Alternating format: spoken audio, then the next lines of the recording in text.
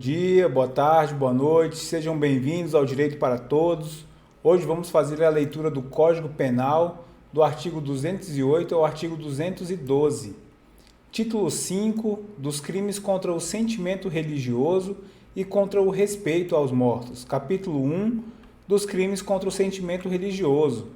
Ultraje a culto e impedimento ou perturbação de ato a ele relativo. Artigo 208. Escarnecer de alguém publicamente, por motivo de crença ou função religiosa, impedir ou perturbar a cerimônia ou prática de culto religioso, vilipendiar publicamente ato ou objeto de culto religioso. Pena, detenção de 1 mês a 1 ano ou multa. Parágrafo único. Se há emprego de violência, a pena é aumentada de 1/3, sem prejuízo da correspondente à violência. Capítulo 2 dos crimes contra o respeito aos mortos. Impedimento ou perturbação de cerimônia funerária. Artigo 209. Impedir ou perturbar enterro ou cerimônia funerária. Pena, detenção de 1 mês a 1 ano ou multa. Parágrafo único. Se há emprego de violência, a pena é aumentada de 1/3, sem prejuízo da correspondente à violência. Violação de sepultura. Violar ou profanar sepultura ou urna funerária. Pena, reclusão de 1 a 3 anos e multa. Destruição, subtração ou ocultação de cadáver. Artigo 211. Destruir, subtrair ou ocultar cadáver ou parte dele. Pena, reclusão de 1 a 3 anos e multa. Vilipêndio de cadáver. Artigo 212. Vilipendiar cadáver ou suas cinzas. Pena, detenção de 1 a 3 anos e multa.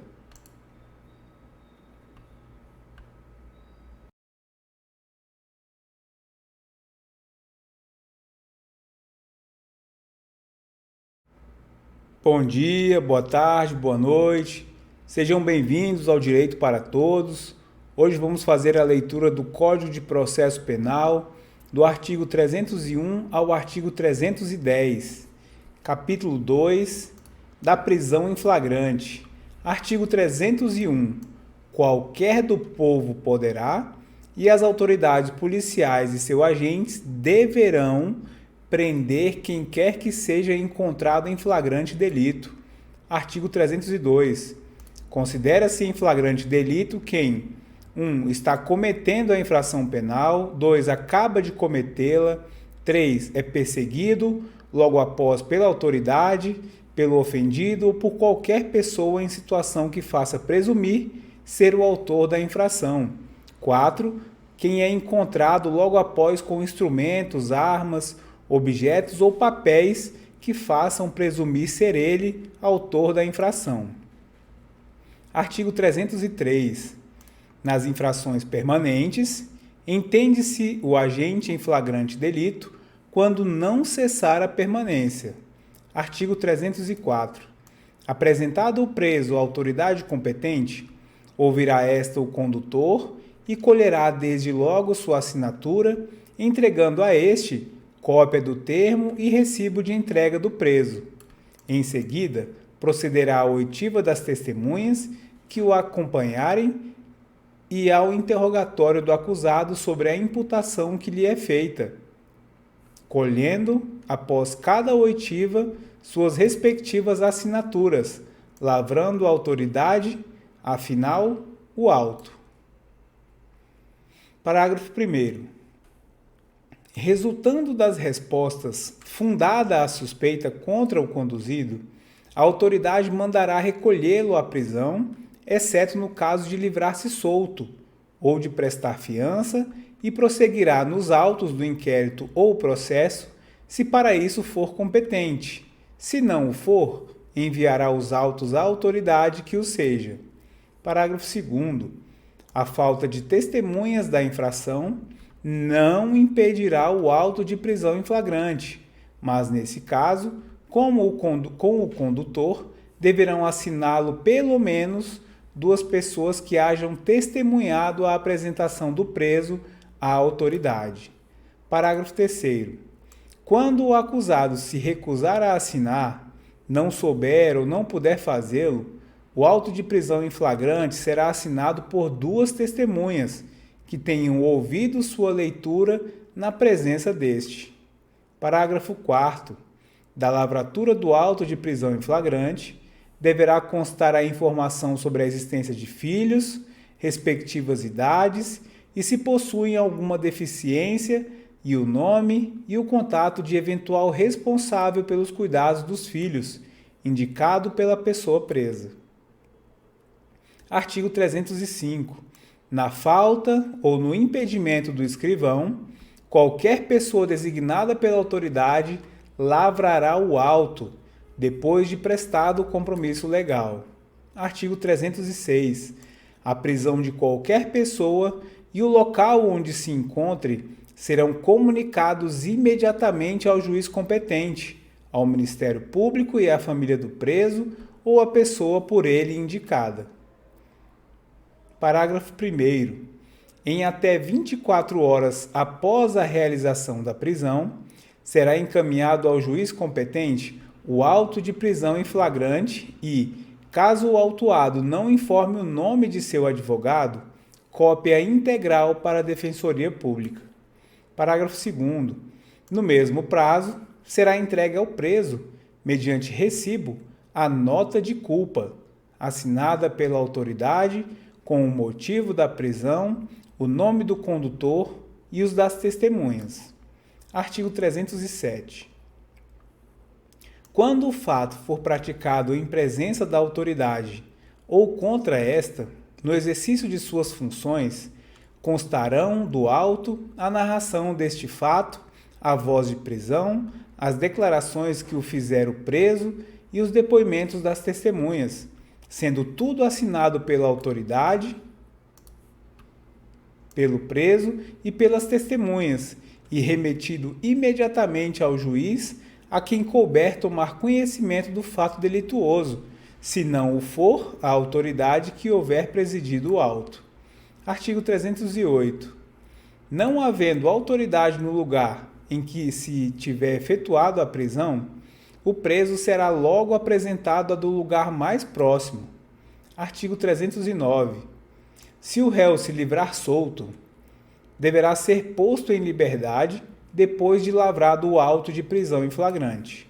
Artigo 310. Após receber o auto de prisão em flagrante, no prazo máximo de até 24 horas após a realização da prisão, o juiz deverá promover audiência de custódia, com a presença do acusado, seu advogado constituído ou membro da Defensoria Pública e o membro do Ministério Público. E nessa audiência, o juiz deverá fundamentadamente 1. Relaxar a prisão ilegal ou converter a prisão em flagrante em preventiva, quando presentes os requisitos constantes do artigo 312 deste Código, e se revelarem inadequadas ou insuficientes as medidas cautelares diversas da prisão, ou conceder liberdade provisória com ou sem fiança. Parágrafo 1º. Se o juiz verificar pelo auto de prisão em flagrante que o agente praticou o fato em qualquer das condições constantes dos incisos 1, 2 ou 3 do caput do artigo 23 do Código Penal, poderá fundamentadamente conceder ao acusado liberdade provisória, mediante termo de comparecimento obrigatório a todos os atos processuais, sob pena de revogação. Parágrafo 2º. Se o juiz verificar que o agente é reincidente ou que integra organização criminosa armada ou milícia, ou que porta arma de fogo de uso restrito, deverá denegar a liberdade provisória com ou sem medidas cautelares. Parágrafo 3º. A autoridade que deu causa, sem motivação idônea, a não realização da audiência de custódia no prazo estabelecido no caput desse artigo, responderá administrativa, civil e penalmente pela omissão. Parágrafo 4º. transcorridas 24 horas após o decurso do prazo estabelecido no caput desse artigo, a não realização de audiência de custódia sem motivação idônea ensejará também a ilegalidade da prisão, a ser relaxada pela autoridade competente, sem prejuízo da possibilidade de imediata decretação de prisão preventiva.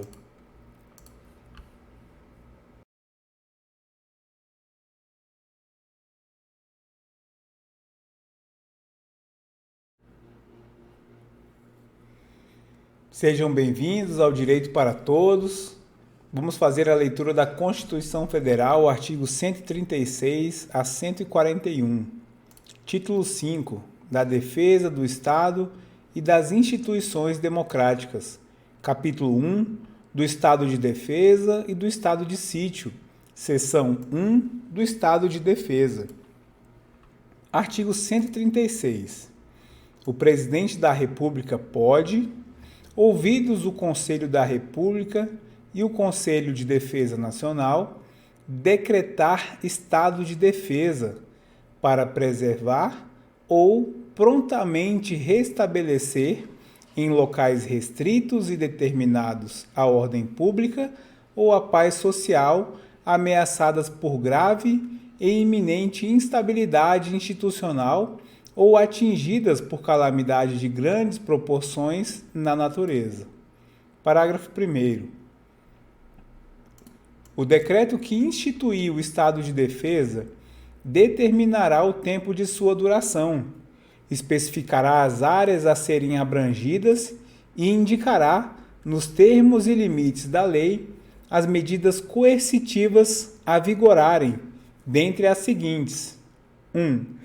Restrição aos direitos de reunião, ainda que exercida no seio das associações, sigilo de correspondência, sigilo de comunicação telegráfica e telefônica.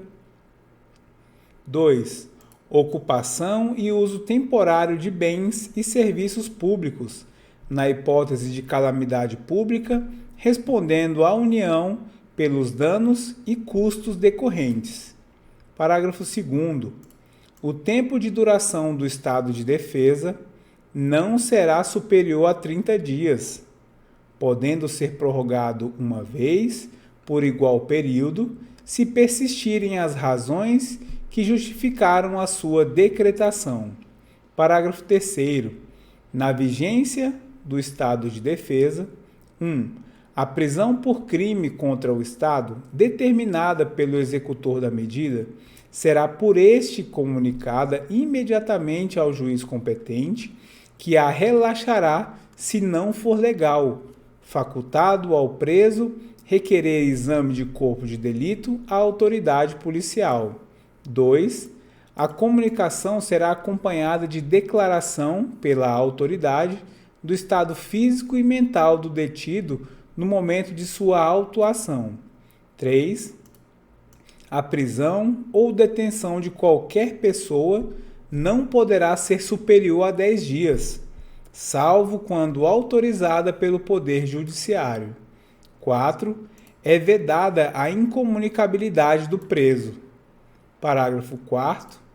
Decretado o estado de defesa ou sua prorrogação, o Presidente da República, dentro de 24 horas, submeterá o ato com a respectiva justificação ao Congresso Nacional, que decidirá por maioria absoluta. Parágrafo 5º. Se o Congresso Nacional estiver em recesso, será convocado extraordinariamente no prazo de 5 dias. Parágrafo 6º. O Congresso Nacional apreciará o decreto dentro de 10 dias contados de seu recebimento, devendo continuar funcionando enquanto vigorar o estado de defesa. Parágrafo 7º.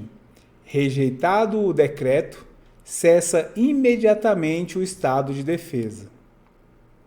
Seção 2 do Estado de Sítio. Artigo 137. O Presidente da República pode, ouvidos o Conselho da República e o Conselho de Defesa Nacional, solicitar ao Congresso Nacional autorização para decretar o estado de sítio nos casos de 1. Comoção grave de repercussão nacional ou ocorrência de fatos que comprovem a ineficácia de medida tomada durante o estado de defesa. 2. Declaração de estado de guerra ou resposta à agressão armada estrangeira. Parágrafo único. O Presidente da República, ao solicitar autorização para decretar o estado de sítio ou sua prorrogação, relatará os motivos determinantes do pedido, devendo o Congresso Nacional decidir por maioria absoluta. Artigo 138.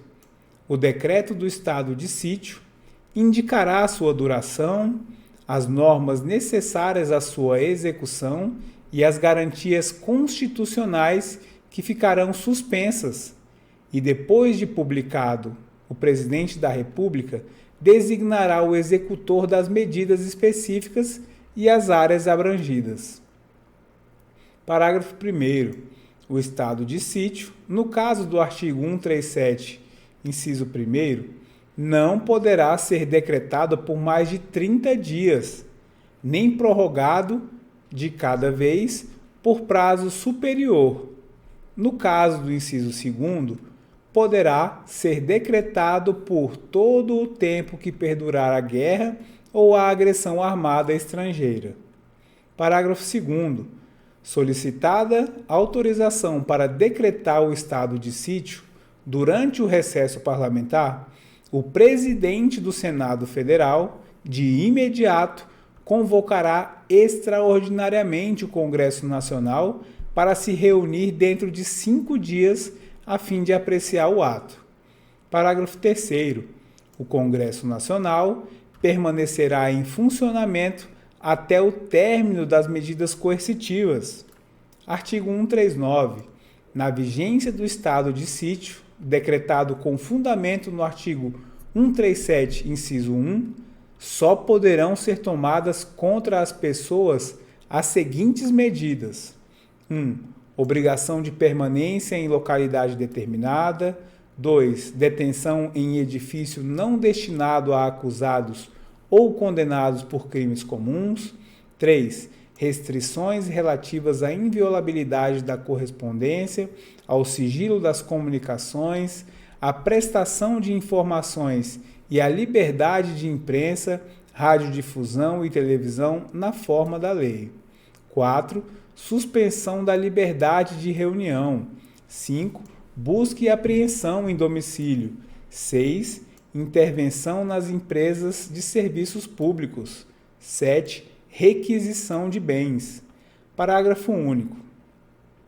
Não se inclui nas restrições do inciso 3º a difusão de pronunciamentos de parlamentares efetuados em suas casas legislativas, desde que liberada pela respectiva mesa. Seção 3. Disposições gerais. Artigo 140. A mesa do Congresso Nacional, ouvidos os líderes partidários, designará comissão composta de 5 de seus membros para acompanhar e fiscalizar a execução das medidas referentes ao estado de defesa e ao estado de sítio. Artigo 141. Cessado o estado de defesa ou o estado de sítio, cessarão também seus efeitos, sem prejuízo da responsabilidade pelos ilícitos cometidos por seus executores ou agentes. Parágrafo único. Logo que cesse o estado de defesa ou o estado de sítio, as medidas aplicadas em sua vigência serão relatadas pelo Presidente da República em mensagem ao Congresso Nacional, com especificação e justificação das providências adotadas, com relação nominal dos atingidos e indicação das restrições aplicadas.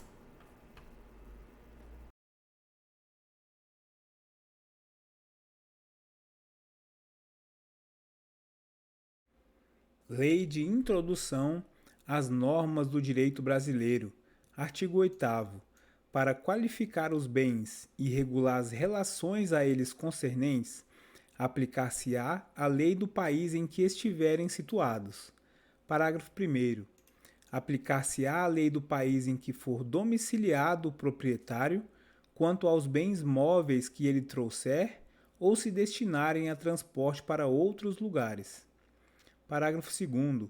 O penhor regula-se pela lei do domicílio que tiver a pessoa, em cuja posse se encontre a coisa empenhada. Artigo 9º. Para qualificar e reger as obrigações, aplicar-se-á a lei do país em que se constituírem. Parágrafo 1º. Destinando-se a obrigação a ser executada no Brasil e dependendo de forma essencial, será esta observada, admitidas as peculiaridades da lei estrangeira quanto aos requisitos extrínsecos do ato. Parágrafo 2º. A obrigação resultante do contrato reputa-se constituída no lugar em que residir o proponente. Artigo 10. A sucessão por morte ou por ausência obedece à lei do país em que domiciliado o defunto ou desaparecido, qualquer que seja a natureza e a situação dos bens. Parágrafo 1º. A sucessão dos bens estrangeiros situados no país será regulada pela lei brasileira em benefício do cônjuge ou dos filhos brasileiros, ou de quem os represente, sempre que não lhe seja mais favorável a lei pessoal do decujus. Artigo 2º. A lei do domicílio do herdeiro ou legatário regula a capacidade para suceder. Artigo 11. As organizações destinadas a fins de interesse coletivo, como as sociedades e as fundações, obedecem à lei do Estado em que se constituírem. Parágrafo 1º. Não poderão, entretanto, ter no Brasil filiais, agências ou estabelecimentos antes de serem os atos constitutivos aprovados pelo governo brasileiro, ficando sujeitas à lei brasileira. Parágrafo 2º. Os governos estrangeiros, bem como as organizações de qualquer natureza que lhes tenham constituído, dirijam ou hajam investido de funções públicas, não poderão adquirir no Brasil bens imóveis ou suscetíveis de desapropriação. Parágrafo 3º. Os governos estrangeiros podem adquirir a propriedade de prédios necessários à sua sede, dos representantes diplomáticos ou dos agentes consulares. Artigo 12. É competente a autoridade judiciária brasileira, quando for o réu domiciliado no Brasil ou a que tiver de ser cumprida a obrigação. Parágrafo 1º. Só a autoridade judiciária brasileira compete conhecer das ações relativas a imóveis situados no Brasil. Parágrafo 2º. A autoridade judiciária brasileira cumprirá, concedido o exequatur, e segundo a forma estabelecida pela lei brasileira, as diligências deprecadas por autoridade estrangeira competente, observando a lei desta quanto ao objeto das diligências. Artigo 13. A prova dos fatos ocorridos em país estrangeiro rege-se pela lei que nele vigorar, quanto aos ônus e aos meios de produzir-se, não admitindo os tribunais brasileiros provas que a lei brasileira desconheça. Artigo 14. Não conhecendo a lei estrangeira, poderá o juiz exigir de quem a invoca prova do texto e da vigência. Artigo 15. Será executada no Brasil a sentença proferida no estrangeiro que reúna os seguintes requisitos: haver sido proferida por juiz competente, terem sido as partes citadas ou haver-se legalmente verificado a revelia, ter passado em julgado e estar revestida das formalidades necessárias para a execução no lugar em que foi proferida, estar traduzida por intérprete autorizado e ter sido homologada pelo STJ. Artigo 16.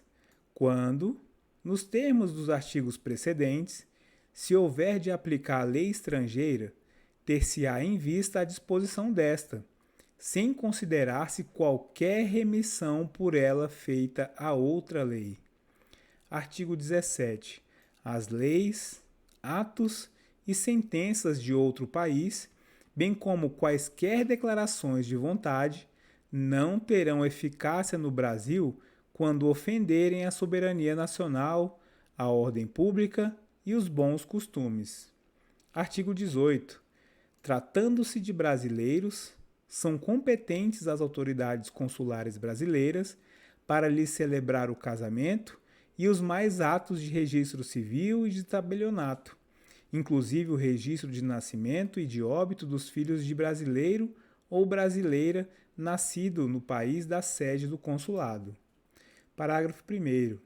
As autoridades consulares brasileiras também poderão celebrar a separação consensual e o divórcio consensual de brasileiros, não havendo filhos menores ou incapazes do casal e observados os requisitos legais quanto aos prazos, devendo constar da respectiva escritura pública as disposições relativas à descrição e à partilha dos bens comuns e à pensão alimentícia e ainda de acordo quanto à retomada pelo cônjuge de seu nome de solteiro ou a manutenção do nome adotado quando de seu casamento.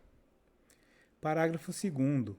É indispensável a assistência do advogado, devidamente constituído, que se dará mediante a subscrição de petição juntamente com ambas as partes ou com apenas uma delas, caso a outra constitua advogado próprio, não se fazendo necessário que a assinatura do advogado conste da escritura pública.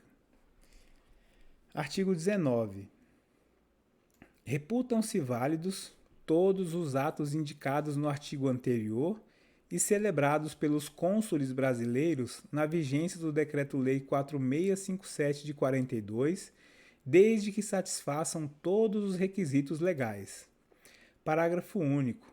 No caso em que a celebração desses atos tiver sido recusada pelas autoridades consulares, com fundamento no artigo 18 do mesmo Decreto-Lei, ao interessado é facultado renovar o pedido dentro de 90 dias contados da data da publicação desta lei. Artigo 20. Nas esferas administrativa, controladora e judicial, não se decidirá com base em valores jurídicos abstratos, sem que sejam consideradas as consequências práticas da decisão. Parágrafo único. A motivação demonstrará a necessidade e a adequação da medida imposta ou da invalidação de ato, contrato, ajuste, processo ou outra norma administrativa, inclusive em face das possíveis alternativas. Artigo 21. A decisão que, nas esferas administrativa, controladora ou judicial, decretar a invalidação de ato, contrato, ajuste, processo ou outra norma administrativa, deverá indicar de modo expresso suas consequências jurídicas e administrativas. Parágrafo único. A decisão a que se refere o caput desse artigo deverá, quando for o caso, indicar as condições para que a regularização ocorra de modo proporcional e equânime e sem prejuízo aos interesses gerais, não se podendo impor aos sujeitos atingidos o ônus ou perdas que, em função das peculiaridades do caso, sejam anormais ou excessivos. Artigo 22. Na interpretação de normas sobre gestão pública, serão considerados os obstáculos e as dificuldades reais do gestor e as exigências das políticas públicas a seu cargo, sem prejuízo dos direitos dos administrados. Parágrafo 1º. Em decisão sobre regularidade de conduta ou validade de ato, contrato, ajuste, processo ou norma administrativa, serão consideradas as circunstâncias práticas que houverem imposto, limitado ou condicionado a ação do agente. Parágrafo 2º. Na aplicação de sanções, serão consideradas a natureza e a gravidade da infração cometida, os danos que dela provierem para a administração pública, as circunstâncias agravantes ou atenuantes e os antecedentes do agente. Parágrafo 3º. As sanções aplicadas ao agente serão levadas em conta na dosimetria das demais sanções de mesma natureza e relativas ao mesmo fato. Artigo 23.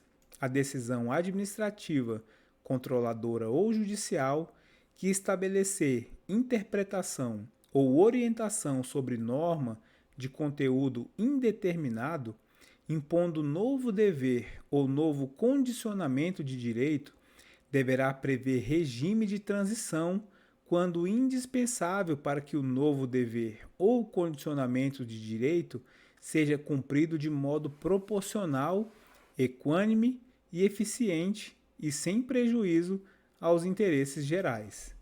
Artigo 24. A revisão nas esferas administrativa, controladora ou judicial, quanto à validade de ato, contrato, ajuste, processo ou norma administrativa cuja produção já se houver completado, levará em conta as orientações gerais da época, sendo vedado que, com base em mudança posterior de orientação geral, se declarem inválidas situações plenamente constituídas. Parágrafo único. Consideram-se orientações gerais as interpretações e especificações contidas em atos públicos de caráter geral ou em jurisprudência judicial ou administrativa majoritária, e ainda as adotadas por prática administrativa reiterada e de amplo conhecimento público. Artigo 26. Para eliminar irregularidade, incerteza jurídica ou situação contenciosa na aplicação do direito público, inclusive no caso de expedição de licença, a autoridade administrativa poderá, após oitiva do órgão jurídico e, quando for o caso, após a realização de consulta pública e presentes razões de relevante interesse geral, celebrar compromissos com os interessados, observada a legislação aplicável, o qual só produzirá efeitos a partir de sua publicação oficial. Parágrafo 1º. O compromisso referido no caput desse artigo buscará solução jurídica proporcional, equânime, eficiente e compatível com os interesses gerais. 3. Não poderá conferir desoneração permanente de dever ou condicionamento de direito reconhecidos por orientação jurídica. 4. Deverá prever com clareza as obrigações das partes, o prazo para seu cumprimento e as sanções aplicáveis em caso de descumprimento. Artigo 27. A decisão do processo, nas esferas administrativa, controladora ou judicial, poderá impor compensação por benefícios indevidos ou prejuízos anormais ou injustos resultantes do processo ou da conduta dos envolvidos. Parágrafo 1º. A decisão sobre a compensação será motivada, ouvidas previamente as partes sobre seu cabimento, sua forma e, se for o caso, seu valor. Parágrafo 2º. Para prevenir ou regular a compensação, poderá ser celebrado compromisso processual entre os envolvidos. Artigo 28. O agente público responderá pessoalmente por suas decisões ou opiniões técnicas em caso de dolo ou erro grosseiro. Artigo 29. Em qualquer órgão ou poder, a edição de atos normativos por autoridade administrativa, salvo os de mera organização interna, poderá ser precedida de consulta pública para manifestação de interessados, preferencialmente por meio eletrônico, a qual será considerada na decisão. Parágrafo 1º. A convocação conterá a minuta do ato normativo e fixará o prazo e demais condições da consulta pública, observadas as normas legais e regulamentares específicas, se houver. Artigo 30. As autoridades públicas devem atuar para aumentar a segurança jurídica na aplicação das normas, inclusive por meios de regulamentos, súmulas administrativas e respostas a consultas. Parágrafo único.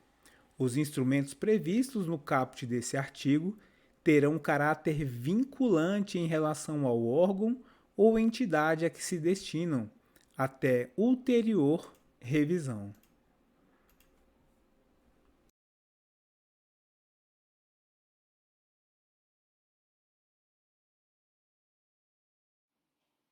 Bom dia, boa tarde, boa noite. Sejam bem-vindos ao Direito para Todos. Hoje vamos fazer a leitura do Código Civil, do artigo 1º ao artigo 39. Lei 10.406 de 2002, Código Civil, artigo 1º. Toda pessoa é capaz de direitos e deveres na ordem civil. Artigo 2º. A personalidade civil da pessoa começa do nascimento com vida, mas a lei põe a salvo, desde a concepção, os direitos do nascituro. Artigo 3º. São absolutamente incapazes de exercer pessoalmente os atos da vida civil os menores de 16 anos. Artigo 4º. São incapazes, relativamente a certos atos ou a maneira de os exercer, 1. Os maiores de 16 e menores de 18 anos. 2. Os ébrios habituais e os viciados em tóxico. 3. Aqueles que, por causa transitória ou permanente, não puderem exprimir sua vontade. 4. Os pródigos. Parágrafo único. A capacidade dos indígenas será regulada por legislação especial. Artigo 5º. A menoridade cessa aos 18 anos completos, quando a pessoa fica habilitada à prática de todos os atos da vida civil. Parágrafo único. Cessará para os menores a incapacidade, 1. Pela concessão dos pais ou de um deles na falta do outro, mediante instrumento público, independentemente de homologação judicial ou por sentença do juiz, ouvido o tutor, se o menor tiver 16 anos completos. 2. Pelo casamento. 3. Pelo exercício de emprego público efetivo. 4. Pela colação de grau em curso de ensino superior. 5. Pelo estabelecimento civil ou comercial ou pela existência de relação de emprego, desde que, em função deles, o menor com 16 anos completos tenha economia própria. Artigo 6º.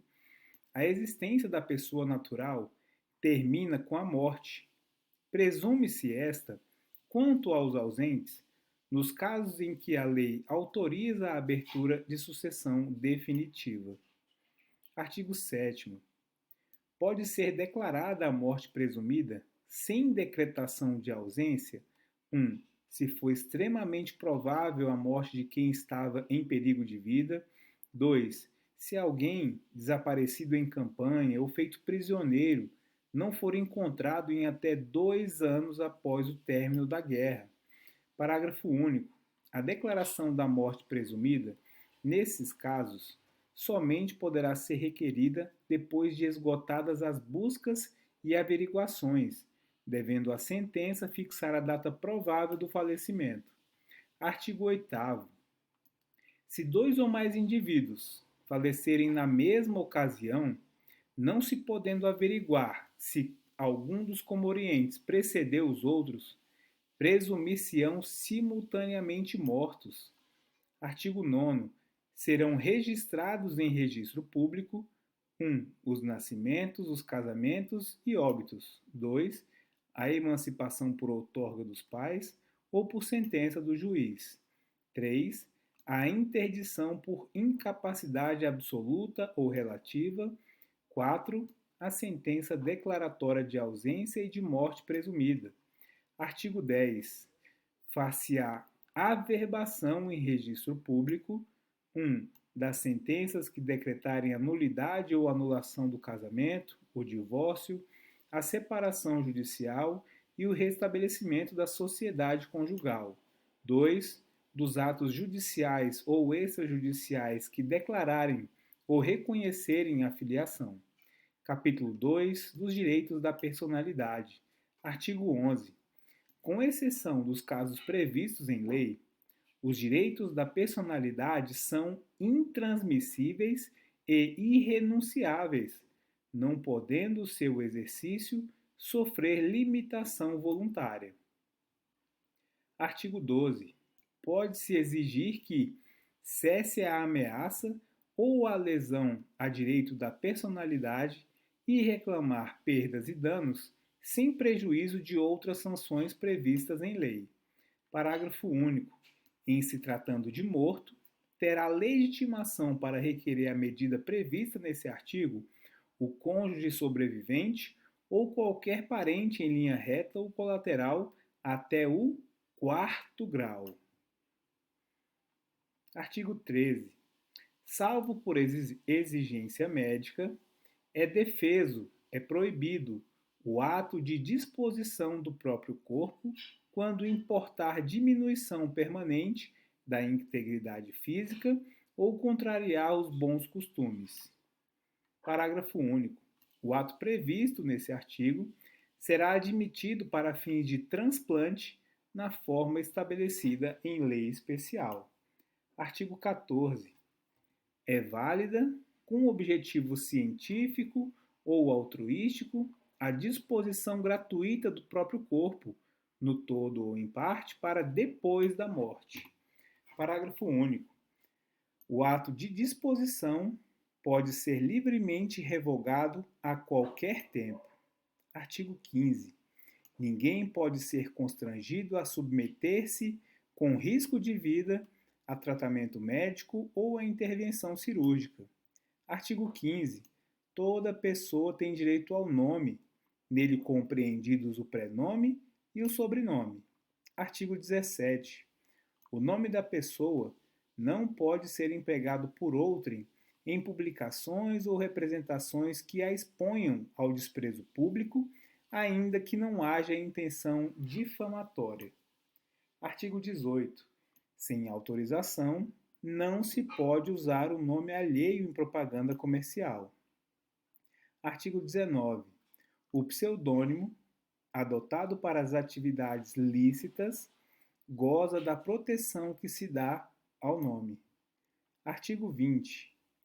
Salvo se autorizadas, ou se necessárias à administração da justiça ou à manutenção da ordem pública, a divulgação de escritos, a transmissão da palavra, ou a publicação, a exposição ou a utilização da imagem de uma pessoa poderão ser proibidas, a seu requerimento e sem prejuízo da indenização que couber, se lhe atingirem a honra, a boa fama ou a respeitabilidade, ou se destinarem a fins comerciais.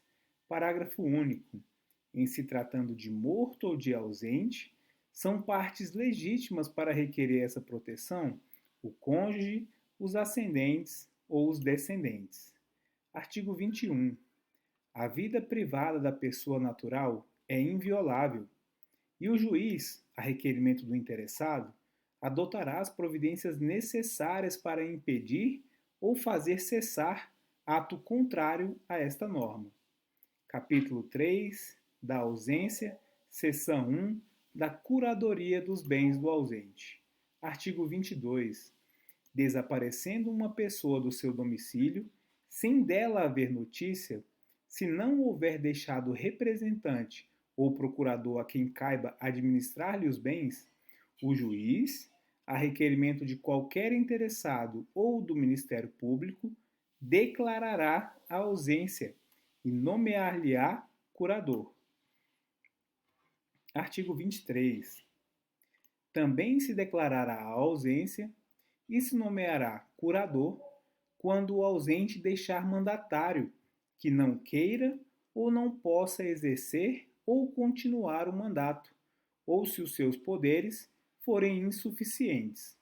Artigo 24. O juiz, que nomear o curador, fixar-lhe-á os poderes e obrigações, conforme as circunstâncias, observando no que for aplicável o disposto a respeito dos tutores e curadores. Artigo 25. O cônjuge do ausente, sempre que não esteja separado judicialmente ou de fato por mais de 2 anos antes da declaração de ausência, será o seu legítimo curador. Parágrafo 1º.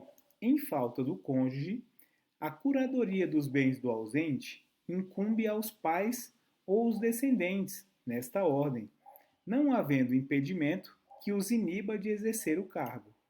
Parágrafo 2º. Entre os descendentes, os mais próximos precedem os mais remotos. Parágrafo 3º. Na falta das pessoas mencionadas, compete ao juiz a escolha do curador. Seção 2 da sucessão provisória. Artigo 26. Decorrido 1 ano da arrecadação dos bens do ausente, ou se ele deixou o representante ou procurador em se passando 3 anos, poderão os interessados requerer que se declare a ausência e se abra provisoriamente a sucessão. Artigo 27. Para o efeito previsto no artigo anterior, somente se consideram interessados 1. O cônjuge não separado judicialmente, 2. Os herdeiros presumidos, legítimos ou testamentários, 3. Os que tiverem sobre os bens do ausente direito dependente de sua morte, 4. Os credores de obrigações vencidas e não pagas. Artigo 28. A sentença que determinar a abertura da sucessão provisória só produzirá efeito 180 dias depois de publicada pela imprensa, mas, logo que passe em julgado, proceder-se-á à abertura do testamento, se houver, e ao inventário e partilha dos bens, como se o ausente fosse falecido. Parágrafo 1º. Findo o prazo a que se refere o artigo 26, e não havendo interessados na sucessão provisória, cumpre ao Ministério Público requerê-la ao juízo competente. Parágrafo 2º.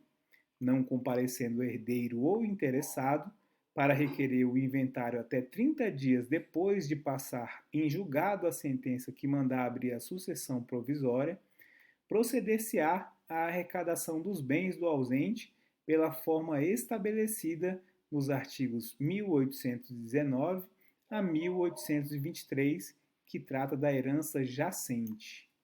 Artigo 29. Antes da partilha, o juiz, quando julgar conveniente, ordenará a conversão dos bens móveis sujeitos à deterioração ou a extravio em imóveis ou em títulos garantidos pela União. Artigo 30. Os herdeiros, para se emitirem na posse dos bens do ausente, darão garantias da restituição deles, mediante penhores ou hipotecas equivalentes aos quinhões respectivos. Parágrafo 1º. Aquele que tiver direito à posse provisória, mas não puder prestar a garantia exigida nesse artigo, será excluído, mantendo-se os bens que lhe deviam caber sob a administração do curador ou de outro herdeiro designado pelo juiz e que preste esta garantia. Parágrafo 2º. Os ascendentes, os descendentes e o cônjuge, uma vez provada a sua qualidade de herdeiros, poderão, independentemente de garantia, entrar na posse dos bens do ausente. Artigo 31. Os imóveis do ausente só se poderão alienar, não sendo por desapropriação ou hipotecar quando o ordene o juiz, para lhes evitar a ruína. Artigo 32. Empossados nos bens, os sucessores provisórios ficarão representando ativa e passivamente o ausente, de modo que contra eles correrão as ações pendentes e as que de futuro aquele forem movidas. Artigo 33. O descendente, ascendente ou cônjuge que for sucessor provisório do ausente fará seus todos os frutos e rendimentos dos bens que a este couberem. Os outros sucessores, porém, deverão capitalizar metade desses frutos e rendimentos, segundo disposto no artigo 29, de acordo com o representante do Ministério Público e prestar anualmente contas ao juiz competente. Parágrafo único. Se o ausente aparecer e ficar provado que a ausência foi voluntária e injustificada, perderá ele, em favor do sucessor, sua parte nos frutos e rendimentos. Artigo 34. O excluído, segundo o artigo 30 da posse provisória, poderá, justificando falta de meios, requerer-lhe seja entregue metade dos rendimentos do quinhão que lhe tocaria. Artigo 35.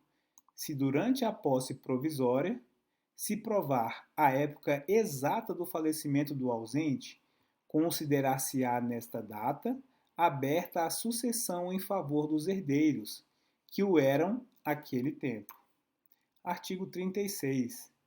Se o ausente aparecer, ou se lhe provar a existência depois de estabelecida a posse provisória, cessarão para logo as vantagens dos sucessores nela emitidos, ficando, todavia, obrigado a tomar as medidas assecuratórias precisas até a entrega dos bens a seu dono. Seção 3. Da sucessão definitiva. Artigo 37. 10 anos depois de passada em julgado a sentença que concede a abertura da sucessão provisória, poderão os interessados requerer a sucessão definitiva e o levantamento das cauções prestadas. Artigo 38. Pode-se requerer a sucessão definitiva também, provando-se que o ausente conta com 80 anos de idade e que de 5 datam as últimas notícias dele. Artigo 39. Regressando o ausente nos 10 anos seguintes à abertura da sucessão definitiva, ou algum de seus descendentes ou ascendentes, aquele ou estes haverão só os bens existentes no estado em que se acharem, os subrogados em seu lugar, ou o preço que os herdeiros e demais interessados houverem recebido pelos bens alienados depois daquele tempo. Parágrafo único. Se, nos 10 anos a que se refere esse artigo, o ausente não regressar e nenhum interessado promover a sucessão definitiva, os bens arrecadados passarão ao domínio do município ou do Distrito Federal, se localizados nas respectivas circunscrições, incorporando-se ao domínio da União quando situados em território federal.